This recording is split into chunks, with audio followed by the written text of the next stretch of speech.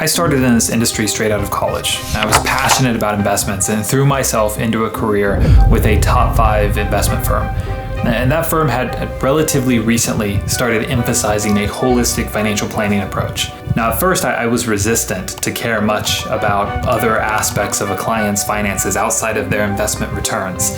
That's not what successful people wanted. They wanted to work with someone who could maximize their ROI.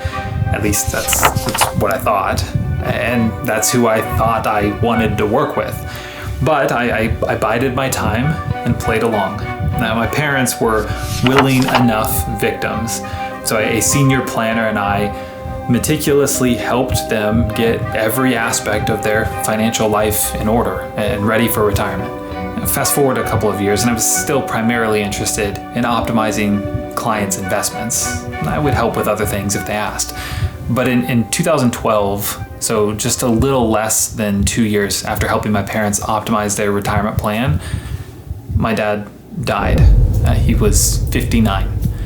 Before that moment, I had been honestly acting like a kid playing a game. I was trying to get a new high score or break a record or whatever.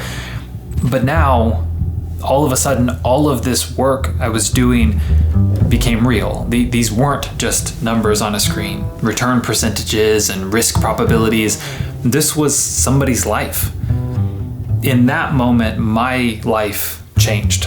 I was named my father's trustee. My job was to make sure the life insurance proceeds that he left behind were able to care for my mother and for her to enjoy her retirement for however long she may live. That was on me. This was real. I had to make this work. I had to be prepared no matter what. My mother's quality of life was on the line. As you might expect, I started taking things much more seriously. I started on a path of inquiry and study that ultimately led me to realize how limited I was at that large firm. I wasn't able to implement some of the strategies and investments that I began to identify as in my mother's, and other clients for that matter, best interest. As a result, I left that firm. And that wasn't easy. With 2 small babies at home, I left behind a well-established, consistently growing 6-figure income practice to try to build something better piece by piece. Now, I was promptly faced with the realization that this bad advice was everywhere. It wasn't just my previous firm. And that ultimately led me to write my book, Stop Investing Like They Tell You. But let me get back to my mom, because while I was desperately trying to find the best solutions for everything, in 2014, out of nowhere, my mom's heart stopped in a Walmart supercenter. She just collapsed in the aisle. They rushed her to the hospital, and my 2 sisters and I sped to be there with her. We were all in different states at the time. They had to resuscitate her 3 times before getting a pacemaker in. And the last time her heart stopped for 90 seconds. We thought we'd lost her. She was 62. And fast forward just 3 years, and my mom was diagnosed with Alzheimer's.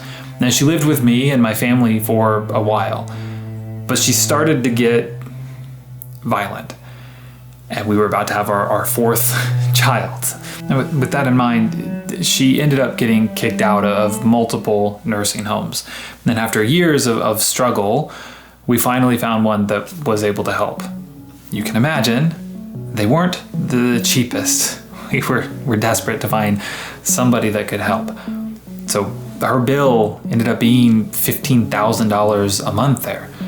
Now, today, we're going on 10 years, and we're more than $1 million in on long-term care expenses. Fortunately, they had a solid plan and were prepared for all of these curveballs life was throwing at them. Now, when I started in this industry more than 15 years ago, my sisters and I were not super close, but I remember it was 2022 when my mother first went on hospice. I remember standing together in my oldest sister's entryway, talking and reminiscing with my sisters. And in that moment, with a weird mix of emotion, I smiled as I realized how much closer we now were. Far from tearing our family apart, as events like this can and often do, we were closer than ever. And the more I reflected on why, the more I saw the real but unquantifiable results of a thoughtful, holistic retirement plan. We didn't know these specific risks were going to become reality for my parents, but by helping them understand and be prepared for all the risks they could be as best as they could, my family's relationships were strengthened. What better legacy could they have left? These are the things that don't show up in the percentages and the probabilities, but we all know they're real. We feel them. And that was the capstone moment when I realized the impact I can and want to have in my clients' lives. I won't personally be able to work with everyone, but if you think you might be a good fit for our firm, I put a scheduling link down in the description, along with a quick snapshot of who we are currently best positioned to help. Regardless, even if you're not currently a good fit, I hope to be able to impact your life positively, either through more YouTube videos like this, our Financial Doomsday Survival Guide email series, or one of the free courses that we've created and will continue to create. So I hope you'll stick around. I hope you'll subscribe. And as you're considering how to best prepare for retirement, you have to check out these 5 risks that most financial advisors entirely ignore. If you're not prepared for them, as my parents were, they could devastate your and your family's financial future. I'll see you there.